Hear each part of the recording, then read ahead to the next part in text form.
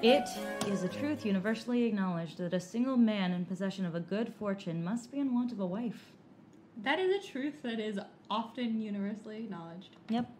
That's what I've found in this current 21st century life that I live. Mm-hmm. All the men want me to be their wives. Same. Hi, everybody. Welcome back to Pride and Prejudice. I'm Becca. And I'm Molly. We're here to talk about some Jane Austen. So, in case you're new and didn't hear our first episode, I have never read a Jane Austen book before, and Becca... I've read several Jane Austen books several times, and am a big fan. So we're kind of taking this journey together, Becca guiding me along with some study questions at the end of each episode, and in today's episode, we're going to discuss chapters 5 through 8. Of Pride and Prejudice.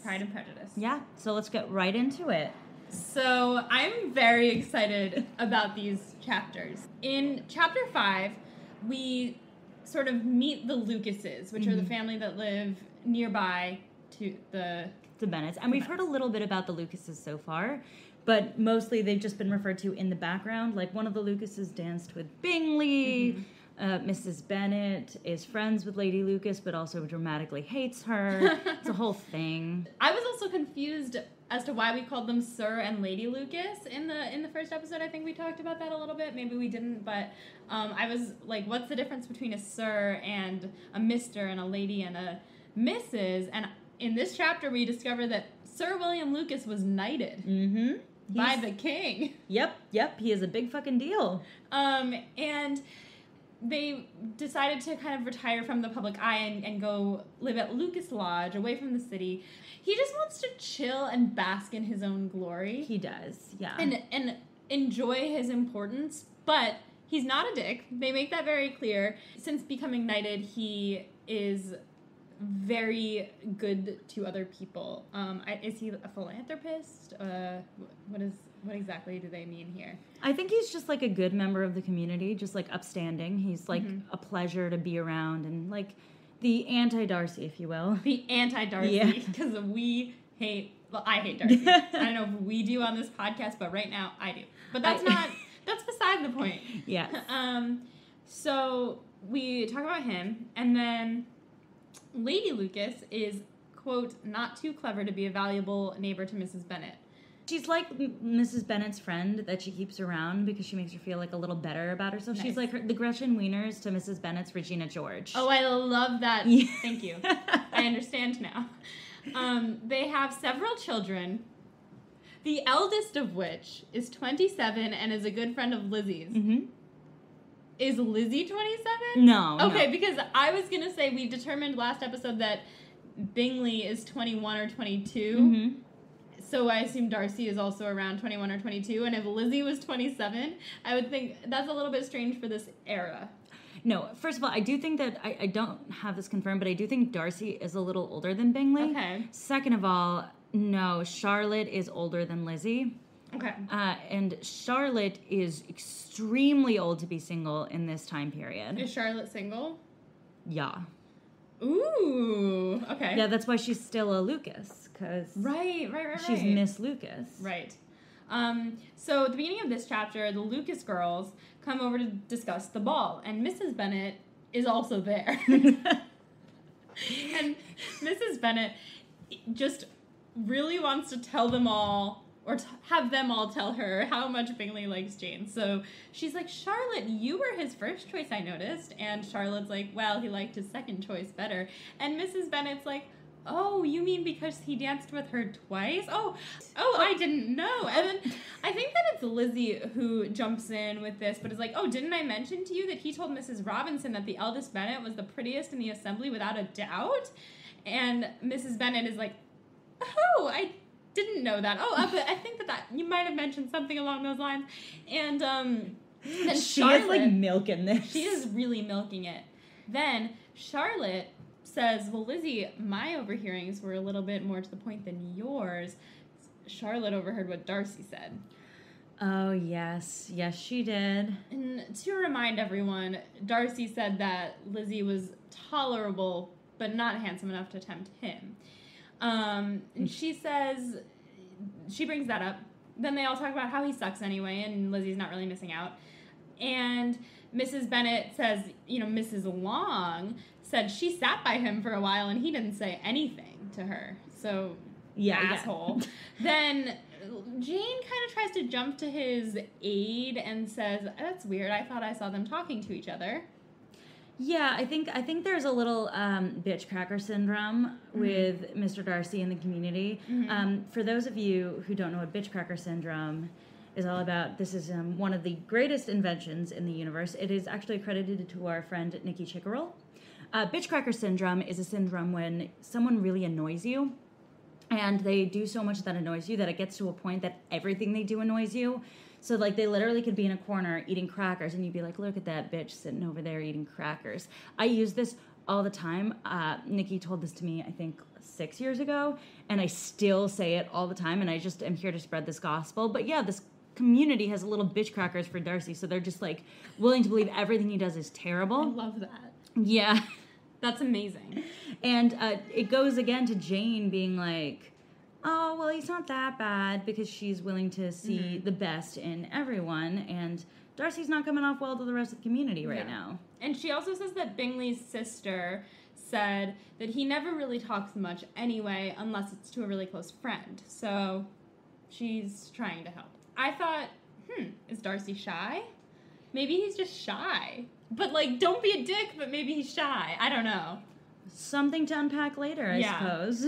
Then one of the Lucas daughters says, honestly, he has every right to be proud. He's rich and young.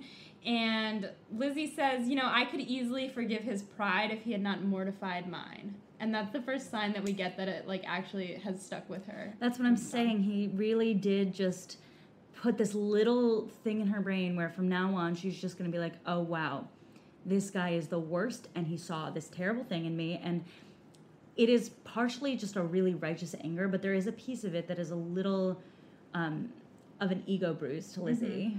Yeah. Then Mary says the most Mary thing that Mary could say. Oh, yes. I think I just wrote in the margins Mary. Mary says, pride is a very common human failing, but pride relates more to our opinion of ourselves and vanity to what we would have others think of us. Which I think what she's saying is that Darcy is vain as opposed to proud, maybe? Well, I think that's a real question, because which is sort of worse?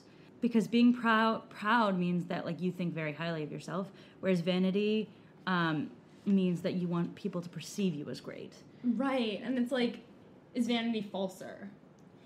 Yeah, and I also think that it gets to the fact that Darcy is many things, but he is not beholden to the opinions of others for the most part. Okay. And I mean, I don't want to give spoilers. So she's saying that he's just proud and not vain. All right. Well, I'll give him that then, because you're right, he doesn't give a shit. He does not care what people think. Yep. And I think... Yeah. I wonder if Bingley cares what people think. I really like Bingley. I was just trying to, like, play the devil's advocate and be like, I wonder if anyone's vain here. I choose not to comment on this at this time.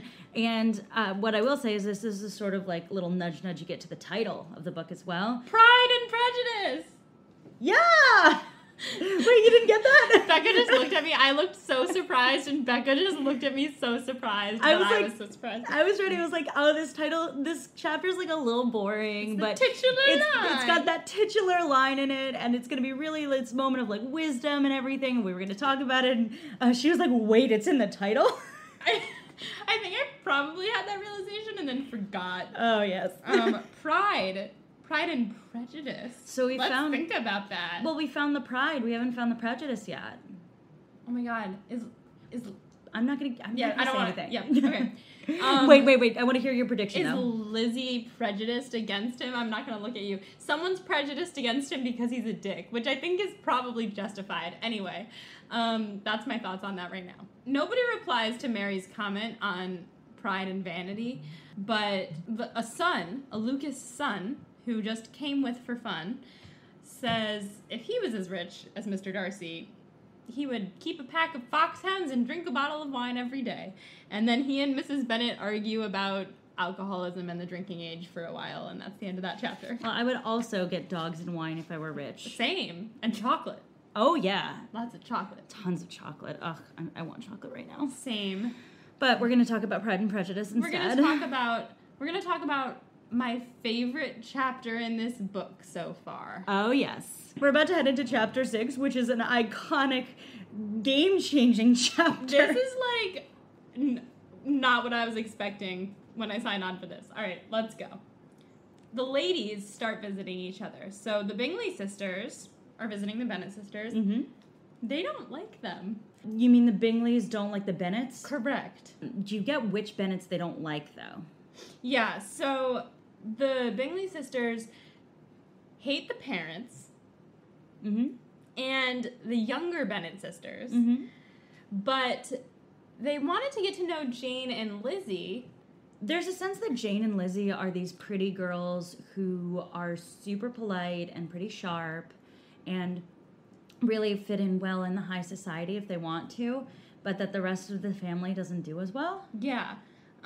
They found the mother to be intolerable and the younger sister's not worth speaking to. Gross. Which is gross. Just, ugh. Anyway, Jane kind of eats up the attention that these sisters are showing her and Lizzie because she likes their brother, obviously. Also, just because Jane's like, oh my god, people are being my friends. Yeah, it's so Jane's nice. so genuinely good and doesn't seem to see the bad in people. And Lizzie still doesn't like them. Lizzie noticed that Jane was rapidly falling in love with Bingley, but notes that it will go unnoticed by the outside world because Jane is very good at keeping her emotions in check. That is absolutely a mood, because I've been told that when I like someone, I'm really not obvious about it. And that it becomes a problem for me personally when I'm like, oh no, I do like you, and they're like, wait, what? You like me? Right. Yeah, and Charlotte, the Lucas girl, brings this up and says, well, she better not keep her feelings too on the down low, or else Bingley won't notice either, and he'll give up on her. She said something that I liked was that basically it takes two to tango. She says, very few of us have heart enough to really be in love without encouragement. That if you don't sense it coming from the other person, you're going to give up and not love them. Yeah, we haven't talked about this yet. Charlotte's dope. Charlotte's awesome. She is great. She is like the only person who can keep up with Lizzie in the books. Yeah, she really is. I get why they're friends. Though in this bit of the chapter, she says some things I disagree with, but that are kind of funny and very of the time. Oh yeah, hit me with some. Well, first she says this thing about Bingley will give up on her if she doesn't show him that how she feels. Then Jane says he'd have to be... I'm sorry. Lizzie says that he'd have to be really dumb to not notice, like I've noticed. And Charlotte says, you know, Lizzie, you know... Fuck! Starting over. There are a lot of white girl names here, so it's like not that bad. Yeah. Lizzie says he'd have to be an idiot not to notice. Charlotte says he doesn't know Jane like Lizzie does yet. And she says, since they only ever see each other in large groups, Jane really has to show how she feels when they're together. And she says, once she is secure of him, there will be leisure for falling in love as much as one chooses. Basically, hook him first, then you can get to know him, is what she's saying. And she also says something about marriage. Well, she says that thing about how you could get married tomorrow or in a year. Yes. And I bring that up. It, won't make a difference in whether or not you're actually happy. So on one hand, I am a big believer in time in a relationship before you make any big commitments. I think it's extremely important. On the other hand, there is that line from Ron Swanson in Parks and Rec, for those who watch Parks and Rec. Do you not watch Parks and Rec? I've watched some Parks and Rec, but if we've learned anything about me so far, it's that I am still spoiler-free despite having seen episodes of it. He's talking about how when a certain couple gets married pretty early in a relationship in the show. What's the name with the cute nose? And who on Parks and Rec has a cute nose? Ben? No, I'm not going to spoil anything on this, but wait. Adam Scott's nose is cute to you? That's like the piece of Adam Scott you like. He has nice eyebrows. He kind of looks like an elf. He does look like an elf, but I would say like he has nice hair or eye, like nose. I don't know. It's just the first... Eyebrows? Oh, what a handsome brow on that actor. I'm gay. Look at eyebrows. Regardless, Ron Swanson says, you know, like, I dated my ex-wives for a long time, and both of them ended in bitter divorces. And he says, basically, you meet someone you like and you roll the dice, and there's really not much more to that. Timing only plays a certain amount of a role. And I do think that Charlotte is onto something there. However, 4 dates is not marriage time. 4 dates is not marriage time. Even in the Edwardian times. I know in the Edwardian times it's probably marriage time, but I can't. Yeah, and well, she says she danced 4 dances with him at Meryton. She saw him one morning at his own house and has since dined in company with him 4 times. This is not quite enough to make her understand his character. That's Lizzie. And then she says, that. Charlotte's all like, well, yeah, she dined with him, but she also spent the evenings with him. And then I said, they've spent 4 evenings together, Jane Austen, but I'm immediately they're like sitting and having an aperitif and like chilling by the fire. Quote unquote spent the evening together. Well, that's what I do when I spend the evening with a man. Oh, me too. Yeah. Then Charlotte says the thing that happiness in marriage is just a matter of chance. That makes me think a lot about Mr. and Mrs. Bennet, and I wonder if they were in love when they got married. You know, I don't think it's expanded upon. I could be wrong. Spin-off series. That would be a great prequel. Jane Austen, where you at? Very dead. She's dead. I know. Just so everyone's clear, I know. Oh, dear. I know she's dead. Anyway, Lizzie just laughs at this. Oh, because Charlotte says that it's better not to know the faults of your husband before you marry him. So that I don't agree with. Know what the, like, kinks in your car are before you buy it. You gotta know if he snores. You gotta know. Oh. That would be such a deal breaker for me. I'm sorry, but... Really? It's snoring? I'm like, have to be able to sleep next to you. So I can't sleep next to anyone anyway. So yeah, I'm just like, I don't know if anybody else relates to this, but men are furnaces. It's just like being enveloped in, like, a damp heat blanket the entire night, and I can't sleep. No matter how comfortable I am in the rest of the bed, unless I am curled up on one side and he is all the way on the other, there's just no chance that I will ever sleep. I'm just, like, very aware of the presence of another human being, and I, like can feel if they, like, shift or they breathe. Same with cats, too, and dogs. I, like, can't sleep with anything. Yeah. Well, I can sleep if my dog, like, comes up next to me and, like, cuddles up next to me, but if she's by my feet, like, twitching, I'm like, Amy. I'm the opposite. If the cat is, like, chilling at the bottom of the bed, I can make it work. But one of my cats from, like, my childhood home, she likes to sleep on your chest, and she's, like, 5 pounds, so she's not heavy, but if I turn in my sleep, what she'll do is she'll walk up the side of me and, like, plant on the side, so she somehow finds a way to balance on me and wakes me up every time she moves. Aww. And every time I move. Men are so much worse than that because they're just large and sweaty. Sorry, I'm sure some of you guys are not at all large or sweaty, but my personal experience with men is that when you sleep in the same bed as one, there's just no comfort because you're just overheated the entire time, no matter what time of year it is, no matter how hot the room is. Becca's getting really riled up, right? This has been my rant about sharing beds. Like, I just want, like, a Ricky and Lucy situation in my later life. We're dancing around the fact that at this point in the book, on page 24 of my copy from Barnes & Noble, on page 24... And it's a 400-page book. At this point... where we just got to know Mr. Darcy, all of a sudden, they just throw in our face that Darcy has a big old crush on Lizzie. I'm so upset. So, yeah, our first interaction with Darcy is, God, she's just, like, not cute enough for me to care. The second interaction is, shit, that woman is so hot. Lizzie is too busy figuring out Jane and Bingley's whole dynamic, that she would not have time to even consider that she might be the object of Darcy's affections. What I'm reading here from Jane Austen, I think this passage is one of the funniest passages in the book. I read over it like 6 times. I wrote next to it, just, ha! So for me, it's like when she's talking about Darcy's affections, she is not saying he loves her right now. No. What she is saying is that this guy is realizing, as he's hanging out with her more, how he's got this like weird boner for her. It's like a real negging situation at this point. Like he just like he decided she was kind of worth nothing and he doesn't care about this town, but like he finds himself so unbelievably attracted to her for like a random reason. Have you never had that kind of crush? No, I totally have, and I hate it. So distracting. And they go into it in such detail, like the things that he hated about her.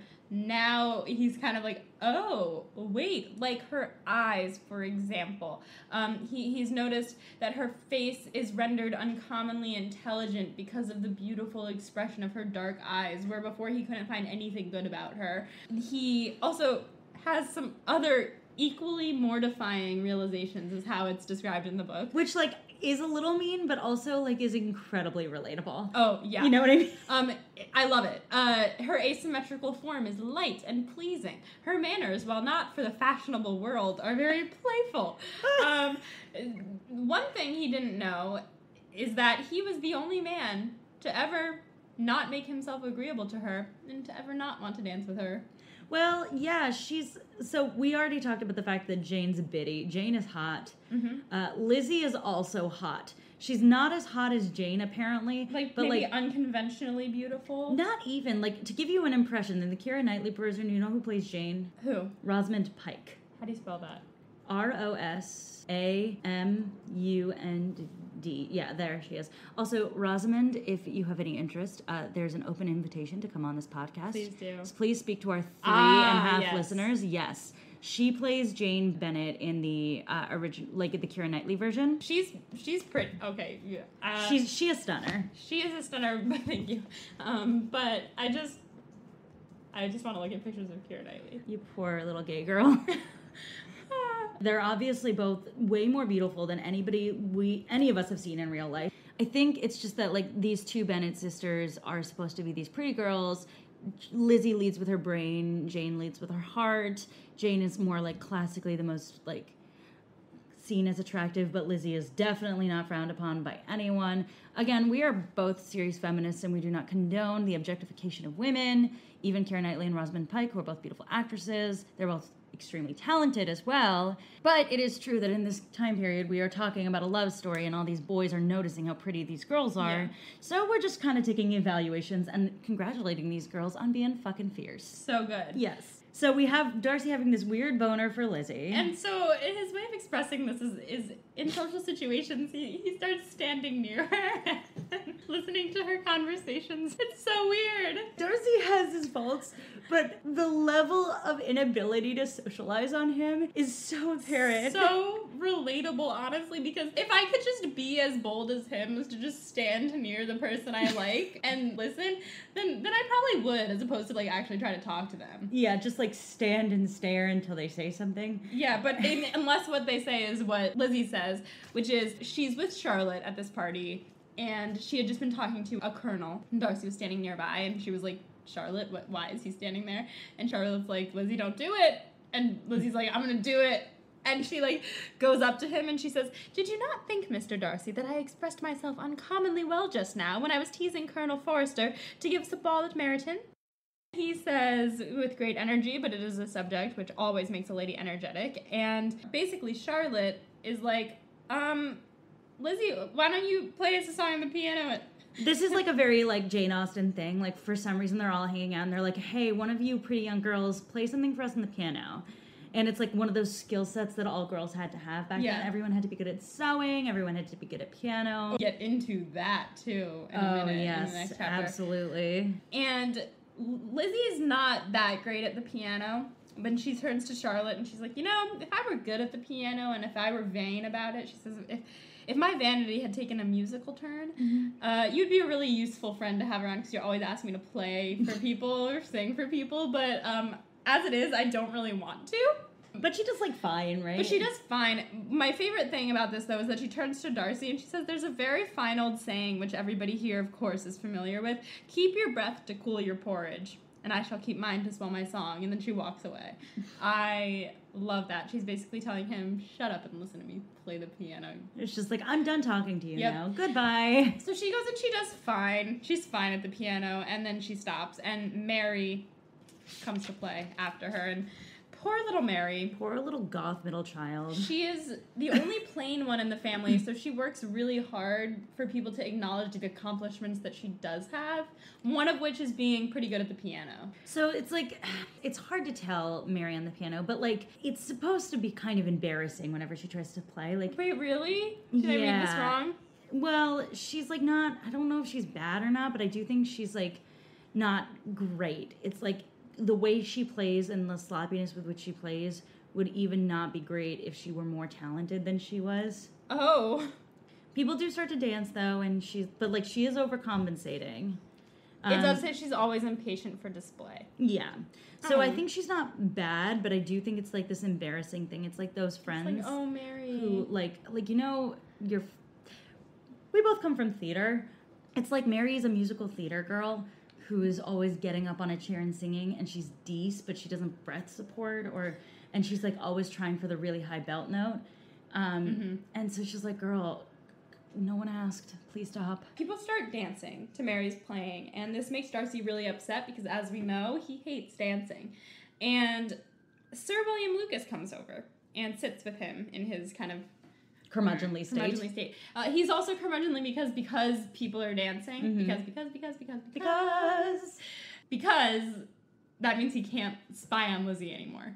Oh my god. He also just like wants to hear her talk because she's so fucking clever. Mm-hmm. Like, she's just witty. I have a crush on Lizzie too. I mean, don't we all? Yeah. William Lucas comes over and says, hey, Darcy, you should be dancing. Like, it's fun, you know? And Darcy doesn't want to dance.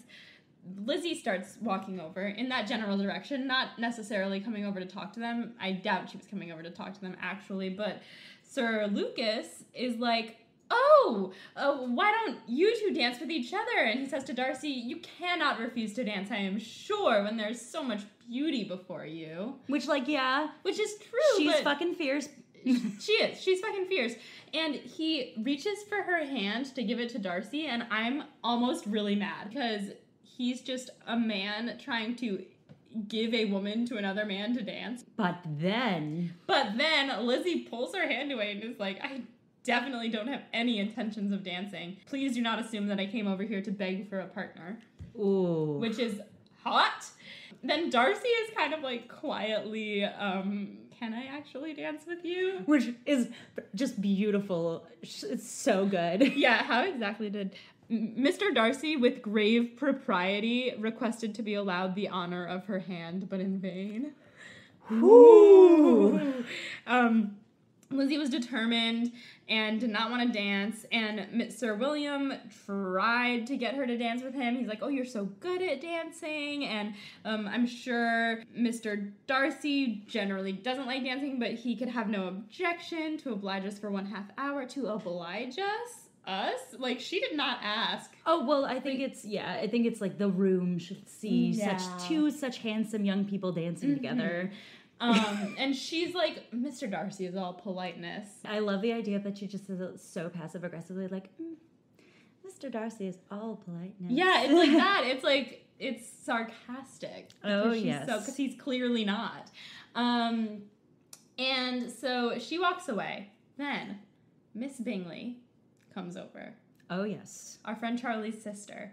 And tries to commiserate with Darcy about how boring this party is. Saying, like, I'm sure I know what you're thinking about. You're thinking, how could we be having fun right now? This dancing is horrible. This party sucks, blah, blah, blah, blah, blah. And he says, you're quite wrong. I was just thinking about the pleasure a pair of fine eyes in the face of a pretty woman can bestow. And Miss Bingley is like, who are you talking about? And he immediately is like, oh, Elizabeth Bennet. And I wrote, I'm shook. Because he's just being so open with this crush all of a sudden. Well, I think he and Caroline Bigley know each other quite well. Like, so they're like good friends. So it's kind of like you're at a party with your friend and you're like, oh, I'm having a good time. That girl is so hot. Okay. Like, it's just... But everyone knows what he said about her. Maybe not everyone knows about what he said. No, I don't think so. I think that was really just a moment. I think, here's what I perceived to have happened. Like, one Lucas girl heard it and one Bennet girl heard it.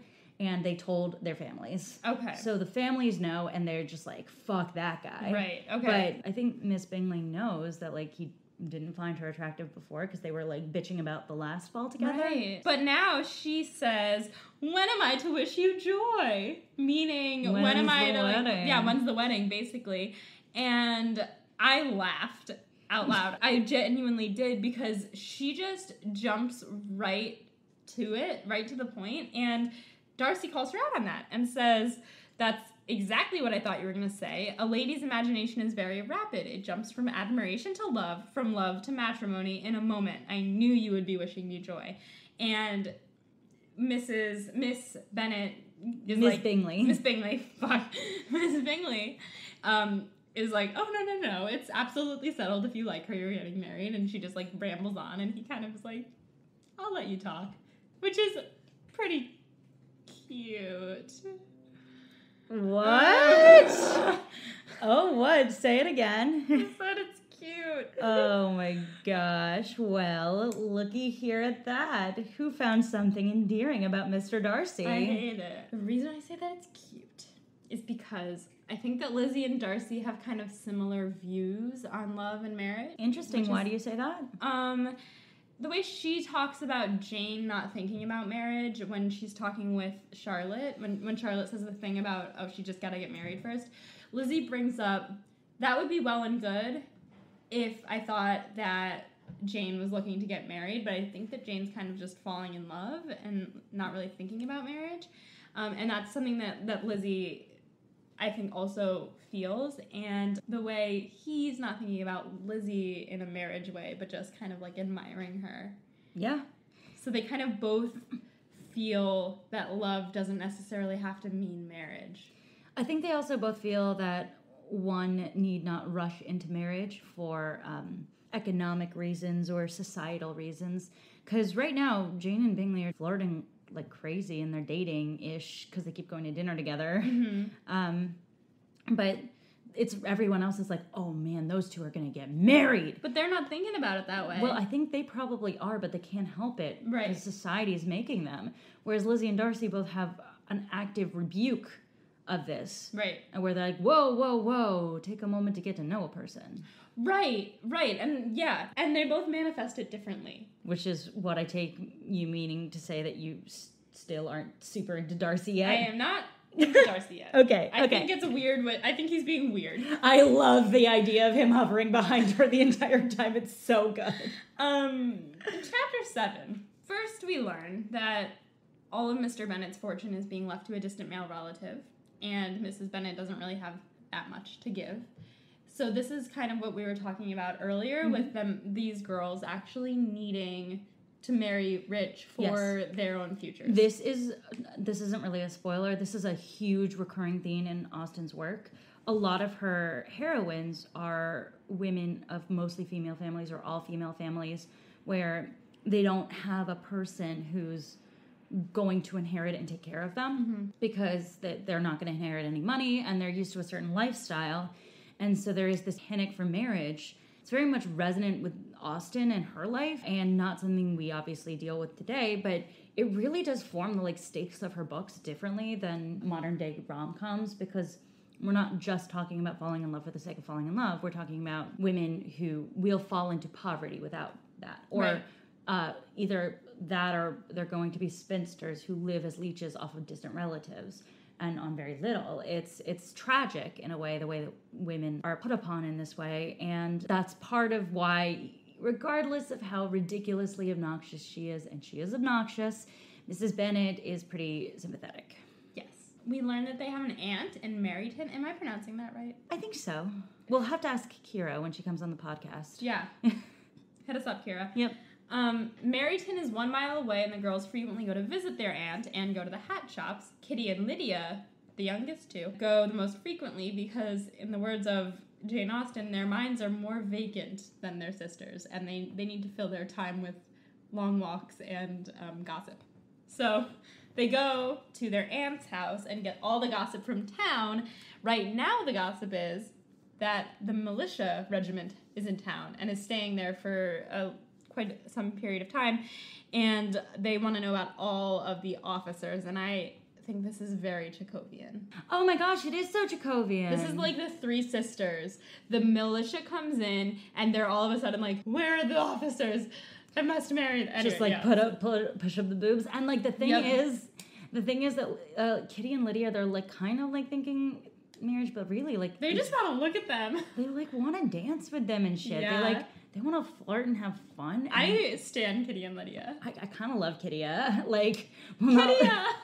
They're kind of a mess for their family because that is not what women are supposed to be doing in that time period. Right. They're supposed to be husband shopping, and you kind of see Mrs. Bennet say, oh yeah, it's fine, then maybe they'll find husbands. Yeah, I still don't know how old they are, but yeah, Mrs. Bennet does say that. So Kitty and Lydia are like talking to their parents like, oh my god, here's the man, this is this guy, and this is this guy, and the dad is, Mr. Bennet is like, you guys are the silliest girls on the planet. And he means that in a kind of mean way. Oh yes, definitely. And Mrs. Bennet is like, how could you call your girls silly that way? And he's like, they're filling their heads with nothing but these men and this gossip and whatever. And Mrs. Bennet's like, you can't really expect them to be as wise as two fully grown adults. Like, these are children.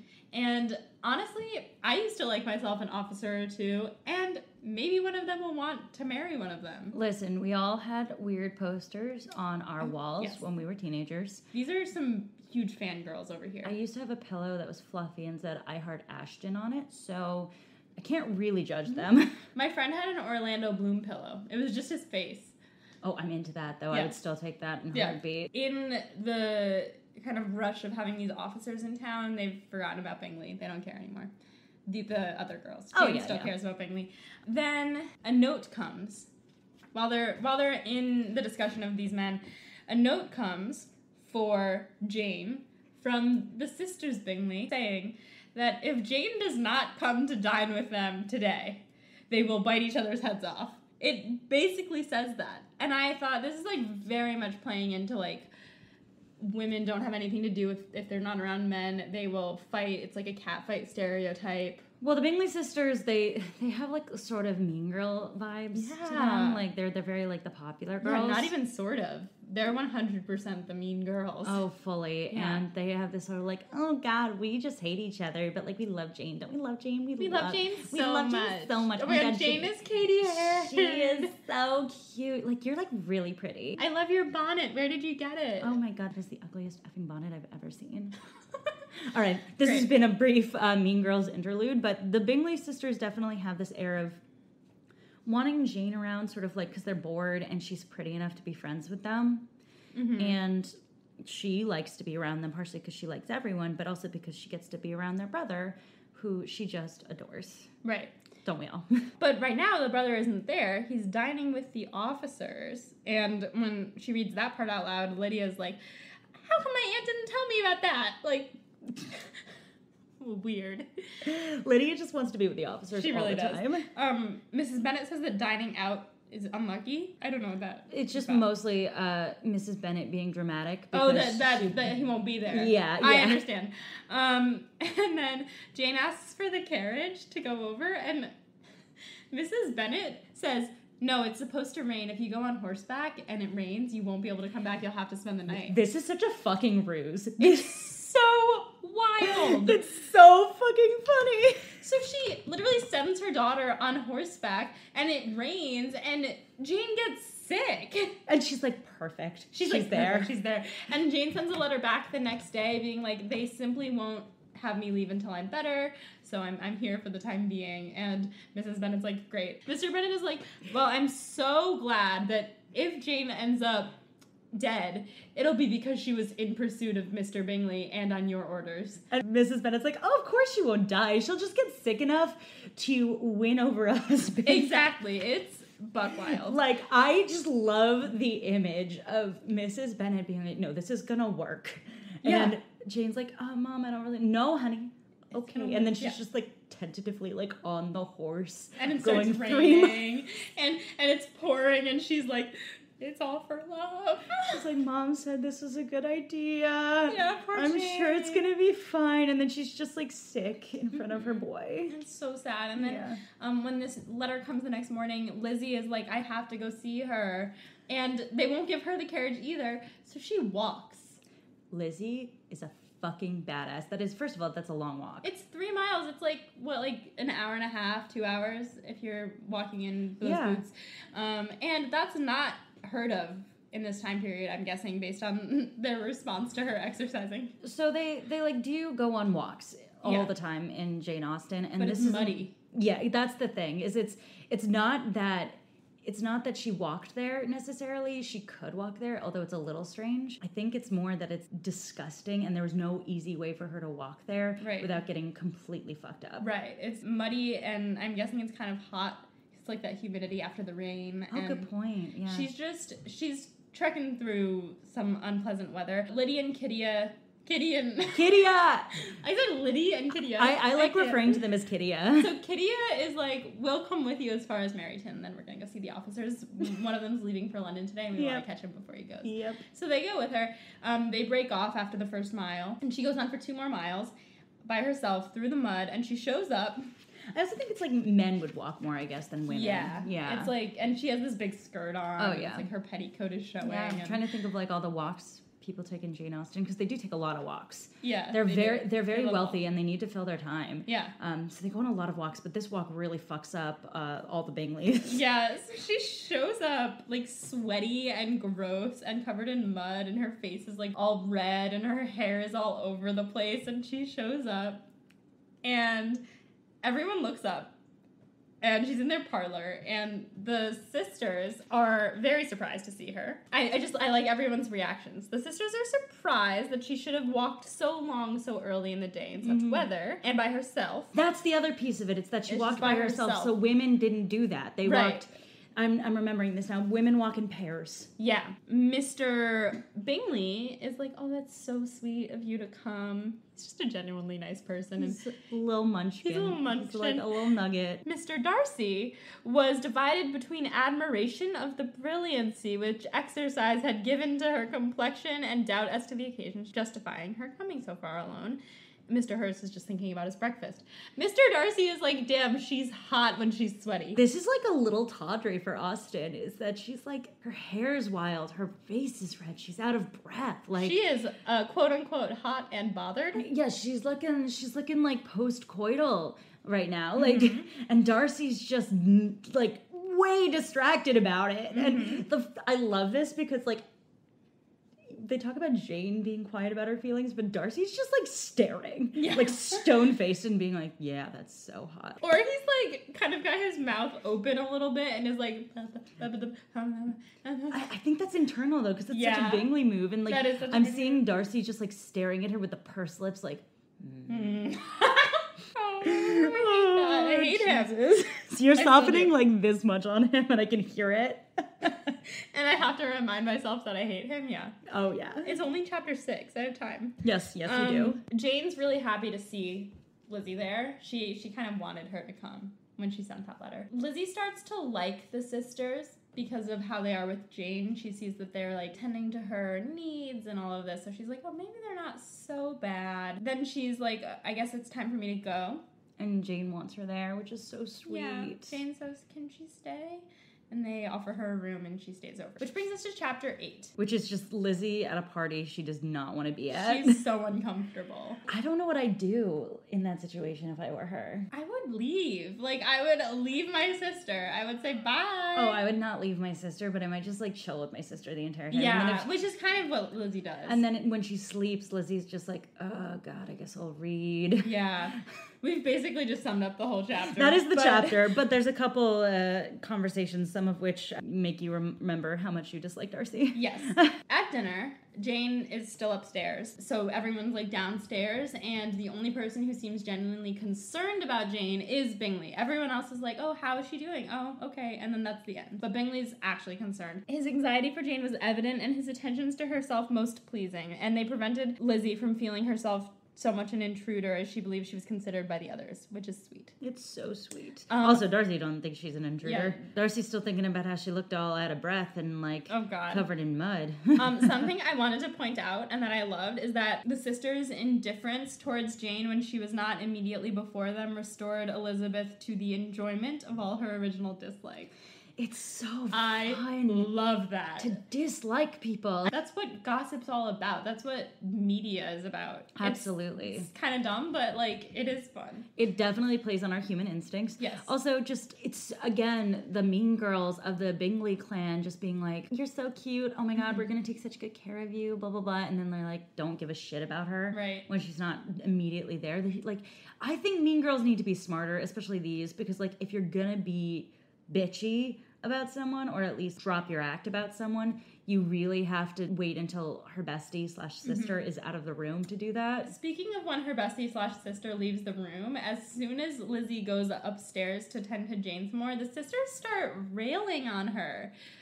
It's terrible. They joke about how good a walker she is and how terrible she looked when she arrived, and Bingley comes to her aid, says that it shows that she cares about her sister a lot. Then Miss Bingley, is this Caroline Bingley? Yes. All right, so Caroline. Just for, like, the sake of the book, the other Bingley girl is not named Bingley anymore. She's named Mrs. Hurst. She's Mrs. Hurst. Yeah. And so when it refers to Miss Bingley, it is referring to Caroline, but we'll get into that later. Yeah. So Caroline starts teasing Darcy very openly, and she was like, well, of course you noticed that she looked kind of disheveled. He's like, no, my boner's grown for her. I want her even more now. Yeah, he basically says exactly what you just said. She says, I could tell that her walking so far really affected your admiration for her fine eyes. Basically trying to be like, so you don't like her so much anymore now, do you? And he says, actually, her eyes were brightened by the exercise. For those of you who can't see what's happening like I can, Molly just face-palmed. So we agree that it is hilarious that Mr. Darcy can't keep his shit together over a woman who's out of breath. And everyone else at the table kind of just blinks 3 times also, and then moves on to talk about how Jane is very sweet, but with her family being how they are, there's just no chance.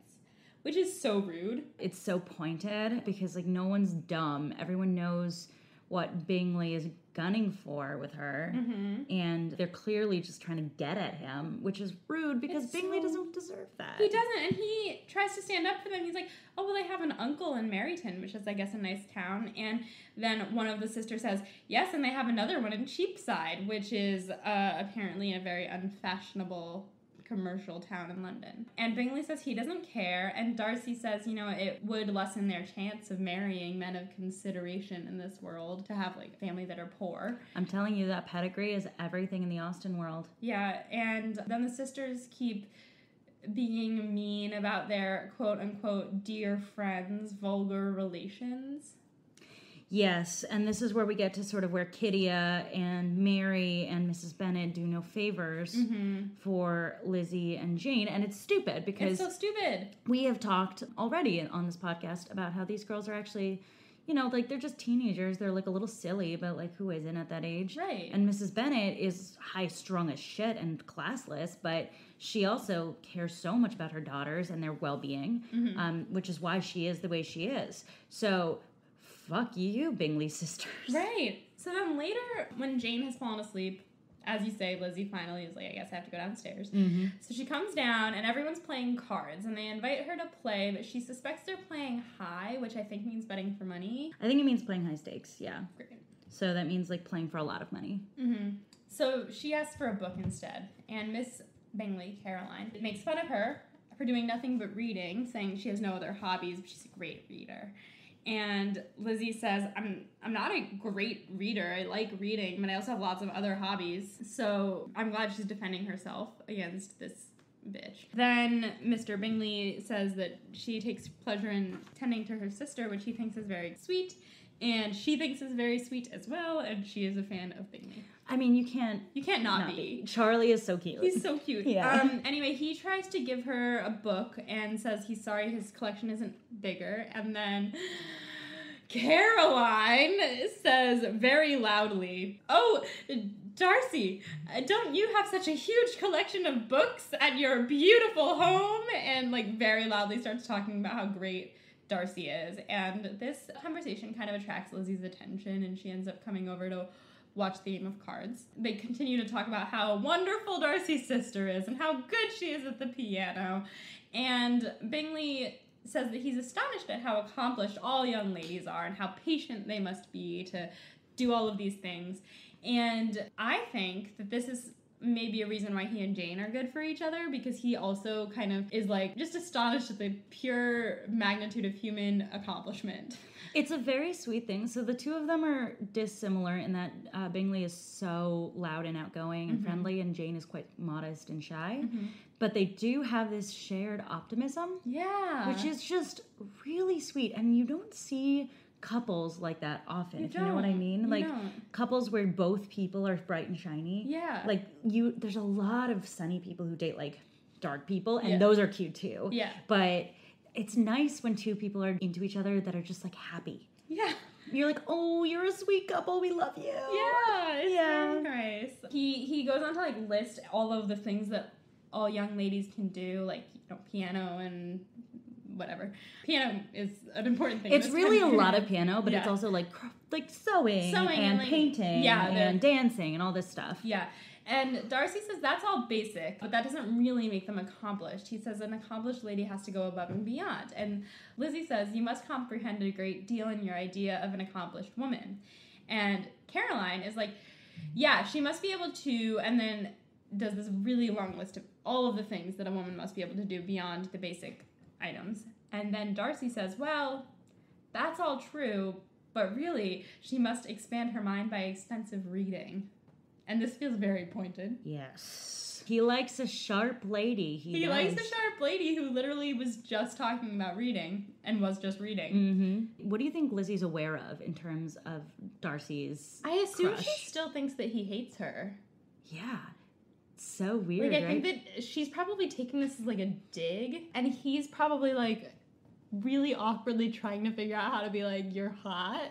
But it's just, like, there's a disconnect here. And there is like, a huge disconnect. They're just, like, flying by each other. Then Lizzie says nobody is accomplished as all that. Nobody can do all of those things and then some, and I'm surprised you know any accomplished women at all.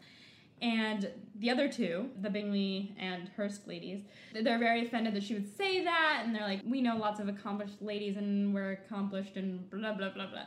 And then Mr. Hurst, a very simple man, is like, can we please get back to the game? You see what I mean when I say Mr. Hurst is just like meh. He's super meh. He's so meh. And Lizzie leaves, goes back upstairs, and Caroline says, quote, Eliza Bennet is one of those young ladies who seek to recommend themselves to the other sex by undervaluing their own, and it is a very mean art. She does not like Lizzie. She also is assuming here that she's trying to recommend herself to the opposite sex, meaning she's assuming that because Darcy likes her, she likes Darcy, and is trying to be like, oh, I'm not all that great. That's what I'm getting from this. But, like, obviously that's not true. I think it's also, like, they're claiming she's one of those, I'm not like other girls. Yeah. Which, I mean, anybody who's been around a girl who's like, I am not like other girls. I'm not dramatic. I'm not this and not that. And it has, like, oh, I don't really have any female friends. Like, don't trust that girl. Yeah. But girls like that often do so to sort of impress men. And I think that's what they're accusing Lizzie of here. And I think that's a real misunderstanding of what she was saying. She wasn't saying that at all. She was saying, you expect too much. She's saying basically, wow, you don't know anything about women because women are human beings and can't be perfect. Exactly. Yeah. Yeah. But when they say mean, do they mean like small? Yeah, like gross, small, crude. And then Darcy says there's a meanness in all arts which ladies employ for captivation. Meaning that he's not trying to do courtship, and he doesn't enjoy courtship. He don't play no games. He really doesn't like it. Lizzie comes back down to say that Jane is worse, so they all decide that the doctor will come in the morning, and Bingley is just distraught. And the sisters claim to be distraught, but they're fine after they do some duets after supper. And that's the end of chapter 8. All right, that brings us to some of our study questions for the episode. So let's pull those up for a second. I wanted to hear your thoughts on the distinctions between vanity and pride and what we thought of the way in which Mary characterizes those. Do you agree? I think I agree. I think there have been times when I'm very proud of myself, and I think that it's okay to feel pride. But I also think that pride can come to a fault if it's misplaced. If you're proud because you're rich, like, as we are seeing Darcy is, I feel like I don't like that. Oh, yeah. I don't like Darcy. I'm just gonna keep saying that so that I can believe it. Well, I think there's two sides to pride. There's the sort of the proudness of believing you are better than others is a bad way to be. But the pride in disbelieving that you are less good than others, the pride in believing you are something special is not bad. Right. It depends in a lot of ways on whether or not it's above others or not. And I think that's a closer distinction, in my opinion, than the difference between vanity and pride. Well, vanity, I think, is a totally different thing, because I think that, or at least in Mary's distinction, Mary's saying that vanity is how you want yourself to be believed by others, like, or portrayed by others. And I never thought of that before, but when I think of vanity, I think of being unable to look away from yourself in the mirror or obsessed with the way your hair looks or something. Right. And it's very, I guess for me it's different because vanity is skin deep in a lot of ways. I think it's in, like, wanting praise. Yeah. Where pride is more coming from praising yourself. So it'll be interesting moving forward how that plays into the story. So what do you think of Darcy's shift? How it happened, why it happened, and what it says about Darcy? It honestly has me speechless. I don't know when it happened, because when were they hanging out that he was able to make this distinction? I think we missed some parties in between. It's very sudden in the book, at least. The way it's like blah, blah, blah, blah. And then Darcy had a crush on her. Meanwhile, Darcy is slowly but surely developing an unquenchable thirst for Lizzie Bennet. Yeah. This is like the original he's mean to you because he likes you thing.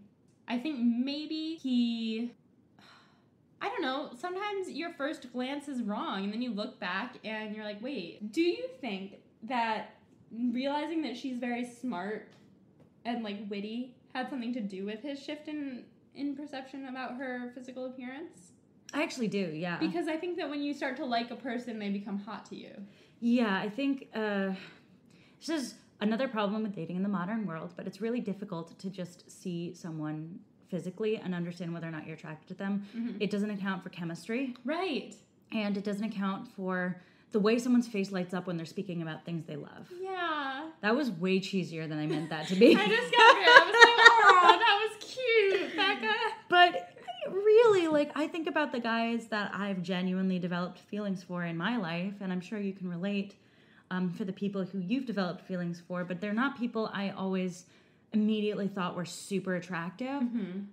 Sometimes they're people who, when I heard them speak about things they love or speak about their views on life, I realized were somehow deeply appealing as human beings. Yeah. It's one of those things, we're women, and famously, if we're going by heteronormative binary codes, which are not always accurate, meant him to be a little bit more shallow. But I think Jane Austen is getting at the fact that maybe that's bullshit. Maybe men do that too. And I think that it is super significant that Darcy realized she is this witty woman who just does not give a shit. Yeah, and I think he thinks that's hot, and I think that what we learn about Darcy as a result is that he's looking for something more. I mean, he's not, like, actively seeking something more, it seems to me. I think that he's not seeking marriage right now. That's pretty clearly stated when he has that conversation with Caroline. But he's not opposed to catching feelings. I hate that I'm smiling about it. Oh, God. Hashtag anti-Dizzy? Anti-Dizzy still. Oh, yeah, but pro Jingli. Still pro Jingli. Also pro Bingley with myself. Fair. Very fair. Yeah. So my next question is what we're learning about Jane Austen and her perceptions of love, which we touched on earlier when we talked about how Lizzie and Darcy feel about love. Yeah. Love is not equal to marriage. Oh, yeah. In her eyes. And you told me about that story about that boy that she was engaged to be married, and then she broke it off because she was like, I don't actually want to marry you. Yeah. I think because she realized she didn't love him. And I think that's super revolutionary for her time. Yeah. To not equate love to marriage, and to not equate catching feelings to falling in love also. Like, maybe I just want to flirt. That's something that's I think novel. Everyone should watch Fleabag, because there's a scene in Fleabag where a woman talks about how important it is to fucking flirt. We love to flirt in Oh, this household. God. This podcast stands flirting. Colin Firth, if you're listening, you're still welcome on this podcast. Always. I know you're married, but this is a flirting podcast. Just a heads up. Mm-hmm. Then my next question is about Lizzie trekking through the mud to see Jane. We talked a little about this, but it's so clear from the moment she does it that it was unconventional and weird that she did. Mm-hmm. And it says a lot about Lizzie. Yeah, that she's just willing to go the extra mile for the people she cares about. The extra mile, literally. Or the extra 2 miles. It shows, I think the thing it shows the most about is her friendship and relationship with Jane. Yeah, it does say something about her heart under her sort of sharper exterior. Yeah. It's very She's nice. like a turtle inside of a shell. I wouldn't have gone with that metaphor, but I got what you're saying. I was thinking more like a hard chocolate with a creamy center. We did just talk about how we were craving chocolate. I want chocolate so badly. We're going to go eat so much chocolate right as soon as we're done here. Sounds like a great idea. Oh my God. We talked a bit about how Mrs. Hurst and Miss Bingley are separate characters. Yeah. Have you distinguished them at all? We've really only gotten to know Caroline, I think. Mrs. Hurst, when she does speak, is more of a bitch, I think. Caroline speaks more, or has so far, but she's also, like, kind of cute with Darcy and, like, how she's a friend to him and, like, wants to gossip and, like, support him in his love endeavors and et cetera, et cetera. She's, like, kind of funny. She's a funny bitch. Mrs. Hurst hasn't said anything nice yet. I don't think she said much of anything at all. So what you're perceiving is Caroline is more talkative, more charming, and closer to Darcy. Yeah, I think those are all accurate things. Do you have any predictions moving forward about these Bingley sisters? I definitely originally was like, I feel like they're gonna fuck shit up, mess in where they're not supposed to mess, but I don't know in what way. I think they'll definitely somehow try to sabotage Jane and Bingley. Oh, I feel like they're gonna do something and make him, like, think that she said something bad or did something bad or, like, cheated on him or I don't know. They're gonna fuck shit up. That's my opinion, because they don't want her to come into their family. They don't want to have their family associated with her family. I am not going to comment on that. Great. We got just the briefest glimpse into Darcy's life outside of this interaction with him where he's here with the Bingleys. We got a little bit about his house, a little bit about his sisters, just the tiniest touch. I would love to hear your thoughts on the tiny touch and things you picture about Darcy's life. Yeah, so the things that I've got from the tiny touch is that his house at Pemberley is gorgeous and huge, but that's his family home, right? Yeah, but I believe he's the patriarch now. Oh, okay. And he has a sister, one, who's younger. He has a lot of books that I imagine he's never read. I want to say he's never read, but as it was coming out of my mouth, I was like, he's probably super smart.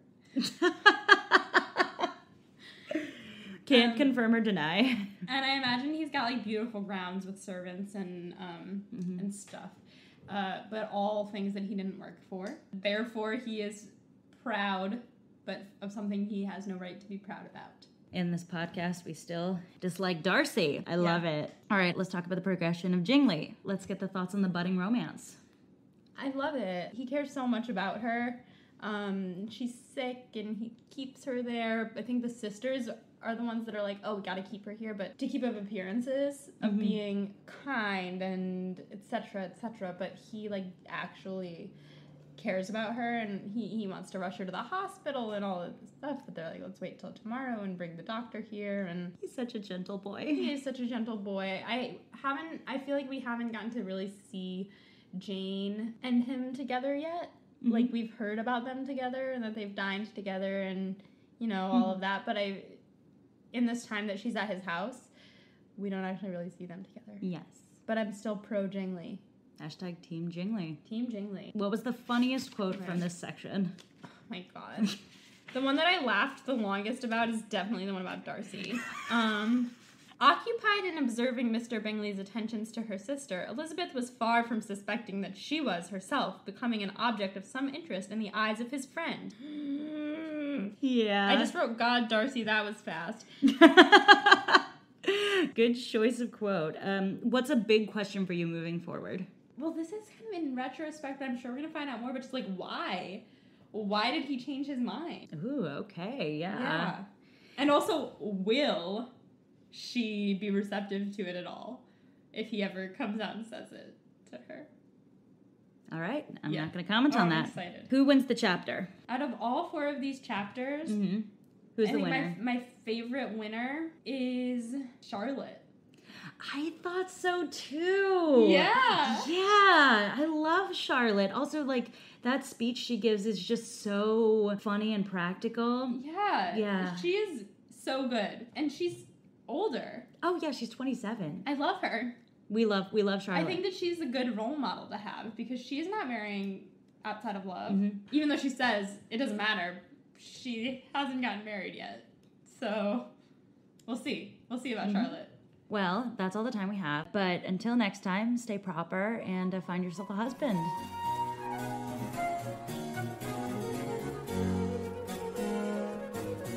Thanks to our newest patrons, Judy, Ben, Dolores, Kari, Hannah, and Kara.